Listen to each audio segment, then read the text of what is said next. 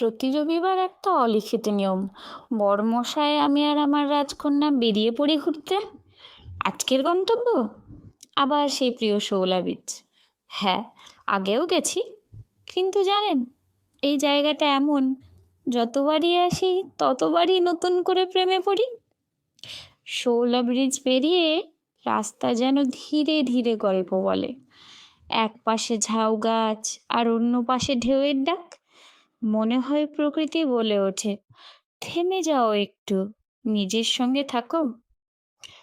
বিচে নেমেই চোখে পড়বে এক বুদ্ধিজীবী লাজুক প্রাণীর এখানকার আকর্ষণ, লাল কাঁকড়া। নিজের বয়স ভুলে মেয়ের সঙ্গে কাঁকড়ার পিছন পিছন দেই দৌড়। মাটির গর্তে এদের বাস, কাছে যেতেই লুকিয়ে পড়ে নিজের গুহায়। এই যে একটা কাঁকড়া টুক করে একবার আমার দিকে তাকিয়ে দিল টুকি, তারপর লজ্জা পেয়ে গেল। পায়ের নিচে ঝিনুক, মাথার ওপর নীল আকাশ। কেউ হয়তো ভাববে সেগুলো মূল্যহীন, কিন্তু আমার কাছে এক একটা ঝিনুক এক একটা রত্ন।